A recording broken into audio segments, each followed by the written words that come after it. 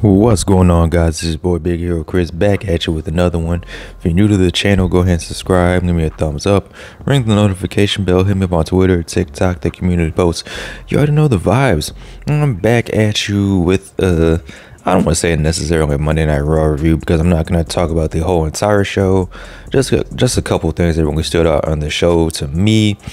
And I gotta start off with one of the hottest things that really opened up the show. It was that promo from CM Punk where he addressed his enemies, his ops, the people that he just doesn't like, which is everybody. But mainly it was three people: The Rock, John Cena, and Seth freaking Rollins. Now, of course, he talked about The Rock because, they have history of The Rock still in his WrestleMania main event over and over and over again. And of course, with John Cena selling out, and CM Punk was just laying into both of them, calling them both bald frauds. He said that the thing that The Rock does where he slaps his arm is bullshit. He said that John Cena was pretty much full of shit, and he hates them both. And he's gonna get his hands on both of those bald frauds in the near future. But as of right now, the main person he wants to talk to, the main person he wants to get his hands on is Seth freaking Rollins. And of course, Seth Rollins is the one that caused CM Punk the Elimination Chamber, that cost him his match against John Cena, which pretty much took away his WrestleMania main event. So CM Punk is talking trash about Seth Rollins. He talks about his wife. Seth Rollins comes out and they just start fighting. And they're fighting all over the arena. They're fighting in the ring. They're fighting on the outside. They're fighting through the crowd. They're even fighting through commercial. And they're even fighting backstage. And Adam Pearce says to Seth Rollins, listen, I'm tired of this. You two are going to settle this next week. And it's still Cage.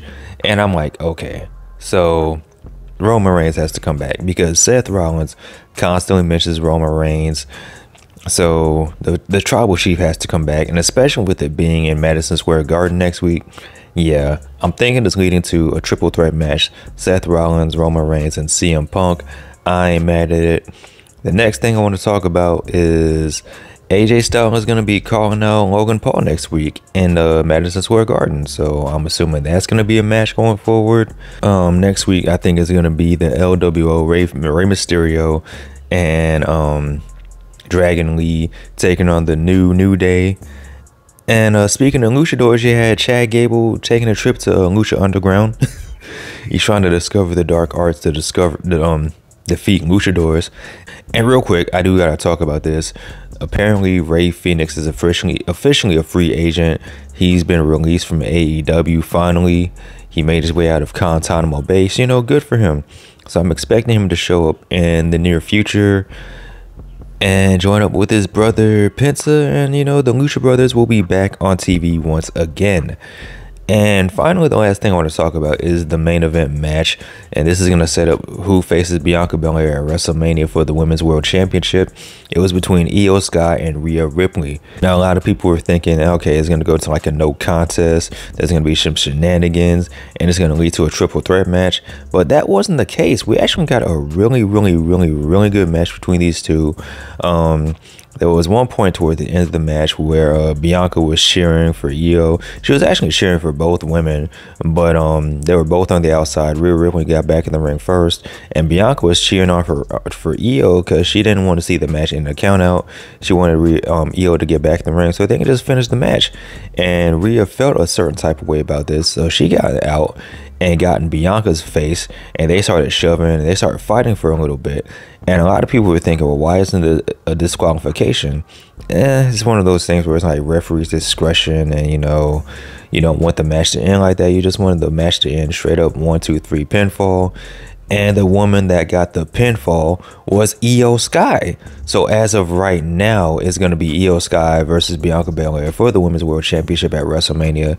But I think it is going to lead to a triple threat match because after the match, you saw Io celebrating, Bianca was celebrating, but Rhea was crashing the fuck out. So I think somehow, some way, this is going to turn into a triple threat match. And I lied. The last thing I want to talk about is this promo that Jey Uso cut on Gunther. He's going to be wrestling, I think, Grayson Waller next week because, you know, he got involved in the shenanigans after Gunther beat up Otis, and Jey Uso came out to make the save, and A-Town Down Under came out and attacked Jey. So now Jey is saying that, you know, he's tired of the doubters, he's tired of the haters. At WrestleMania, he's going to crash the fuck out.